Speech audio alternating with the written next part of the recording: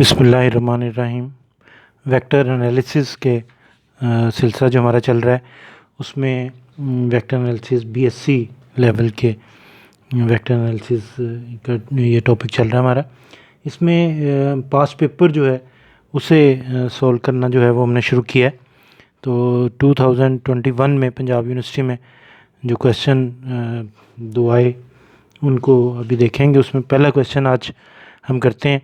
सबसे पहले तो जो इस क्वेश्चन को शुरू करने से पहले इस क्वेश्चन में जिन फार्मूलों की ज़रूरत पड़ेगी पहले हम उन्हें डिस्कस कर लेते हैं, ताकि फिर वो पहले याद करके फिर क्वेश्चन फिर करें तो ज़्यादा आपको अच्छी समझ आएगी। सबसे पहले देखिए, वैसे तो ये एंड है लेकिन मैंने बाद में इन्हें लिखा फार्मूलों को, जो फार्मूले इसमें यूज़ होंगे और उसके बारे में पता होना हमें ज़रूरी है। सबसे पहले तो ये है कि इसको अगर आप गौर करें तो तीन वेक्टर्स हैं और तीनों के दरमियान में क्रॉस जो है वो निशान है, तो इसे हम कहते हैं vector triple product. Vector triple product का फार्मूला जो है वो ये है कि ए क्रॉस ब्रैकेट में बी क्रॉस सी। तो ए को इस एक जंप लगाइए, यहाँ पे आ जाइए, ए का सी के साथ डॉट इनटू। अब क्योंकि जब डॉट ले लेंगे तो ये एक स्केलर क्वांटिटी बन जाएगी, इसलिए लफ्ज़ मैंने इनटू का यूज़ किया। इनटू ये जो बचा हुआ वेक्टर है वो माइनस फिर ए डॉट बी और साथ जो बचा हुआ वेक्टर है सी। ये फार्मूला आपने याद करना जो हमने यूज़ करना है इसमें। फिर दूसरी बात ये है कि जब कोई ये हमें कहता है यूनिट वेक्टर, तो उसका मतलब होता है कि उस वेक्टर का मैग्नीट्यूड जो है 1 है। तीसरा जो इसमें यूज़ होगा वो ये है कि ये दो वेक्टर का डॉट प्रोडक्ट जो है वो बराबर होता है पहले वेक्टर का मैग्नीट्यूड इंटू दूसरे वेक्टर का magnitude into cos of angle between them. यहाँ मैंने थीटा लिख दिया है, जो भी इनके दरमियान एंगल होगा वो यहाँ पे आ जाएगा। तो ये फार्मूले जो है वो हम यूज़ करेंगे, वो मैंने पहले से पढ़ दिए हैं। अब आते हैं क्वेश्चन की तरफ। इम्पॉर्टेंट क्वेश्चन है पेपर पास पेपर का 2021 में जो पेपर हुआ उसमें ये क्वेश्चन हमारे पास आया। पहले इस क्वेश्चन को पढ़ते हैं।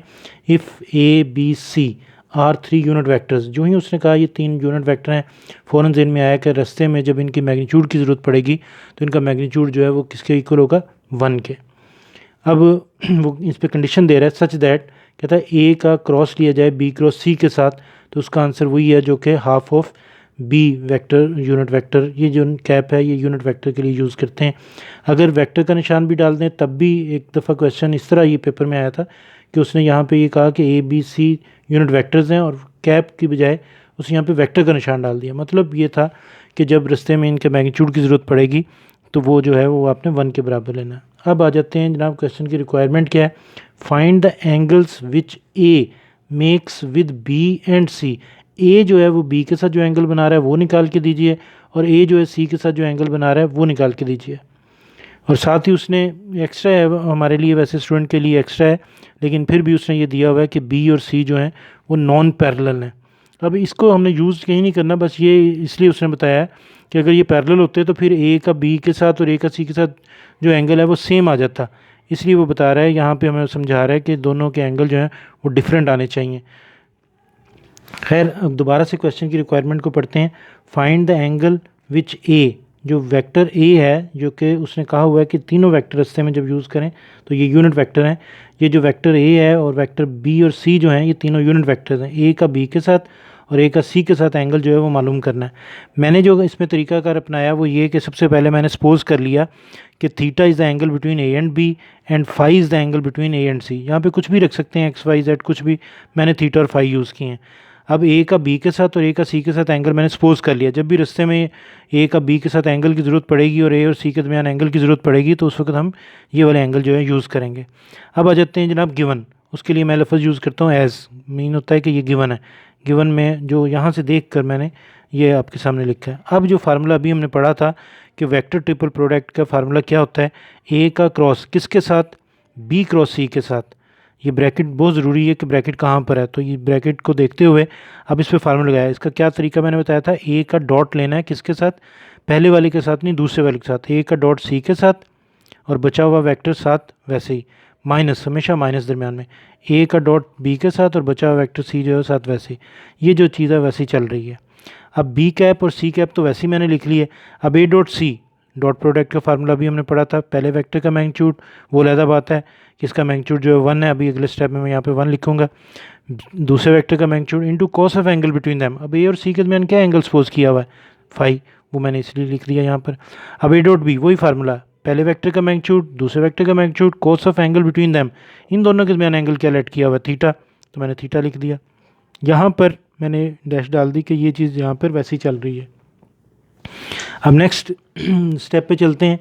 देखिए यहाँ पर पुराना भी देख लेते हैं। ये देख रहे हैं ए कैप यानी कि एक यूनिट वेक्टर है, उसका मैग्नीट्यूड, सी का मैग्नीट्यूड, ए का मैग्नीट्यूड, बी का मैग्नीट्यूड, सब की जगह पे मैंने अगले स्टेप में जो है 1 लिख दिया। क्यों 1 लिख दिया? क्योंकि उसने कहा हुआ है कि ये यूनिट वेक्टर है और यूनिट वेक्टर का मैग्नीट्यूड क्या होता है 1। ये देखिए 1 जो नज़र आपको आ रहे हैं। अब 1 तो मल्टीप्लाई ख़त्म हो गया, क्या रह गया, cos phi B cap minus cos theta C cap is equal to, right side पे क्या चल रहा था, हाफ बी कैप, बस ये था हमारे पास। मैंने अपनी तरफ से क्या लिख दिया, 0 इंटू सी कैप, क्योंकि 0 इंटू सी कैप 0 हो जाएगा। 0 लिखें या ना लिखें एक ही बात है, प्लस होके वो ख़त्म हो जाता है, लेकिन हमें आगे काम देगा कैसे। अब यहाँ पे देखिए और यहाँ पे देखिए, तो यहाँ पे बी कैप नज़र आ रहा है दोनों तरफ, और यहाँ पे राइट और लेफ्ट पे सी कैप नज़र आ रहा है, तो इनके कोफिशिएंट को जो है वो इक्वेट कर सकते हैं। बी कैप के कोफिशिएंट को और बी कैप के कोफिशिएंट को इक्वेट कर लिया, और इधर माइनस कॉस थीटा और इधर प्लस 0, इनको जो है इक्वेट कर लिया। अब यहाँ पे क्या हुआ, कॉस उधर जाके कॉस इन्वर्स बन गया। कैलकुलेटर से इसकी वैल्यू देखी, वो मिली 60 डिग्री। माइनस से मल्टीप्लाई किया, -0 से मल्टीप्लाई ख़त्म हो गया, कॉस उधर लेके कॉस इन्वर्स हो गया। कैलकुलेटर से कॉस इन्वर्स 0 मालूम किया, 90 डिग्री। तो जनाब फाई और थीटा क्या थे, फाई एंगल था किन के दरमियान, देखिए किन के दरमियान फाई एंगल लेट किया हुआ था हमने अपनी तरफ से, ए और सी के दरमियान। तो जो ही फाई की बात करेंगे तो वो किसका एंगल आ जाएगा, ए और सी के दरमियान। तो ए और सी के दरमियान जो एंगल आ गया वो 60 डिग्री, वो यहाँ पे लिख दिया। और थीटा क्या था, angle between A and B, तो वो क्या आ गया 90 डिग्री, ये आ गया। एंड में वो फार्मूले मैंने जो शुरू में पढ़े थे वो लिख दिए हैं, ताकि जब आप इसे तैयार कर रहे हो तो अगर फार्मूलों की ज़रूरत पड़े तो आपको यहाँ से हम तीनों फार्मूलों को देख लें, यही हमने यूज़ किया है। Very important question. और जो ये चैप्टर नंबर 2 जो है उसका ये क्वेश्चन है। ओके जी, अल्लाह हाफिज़।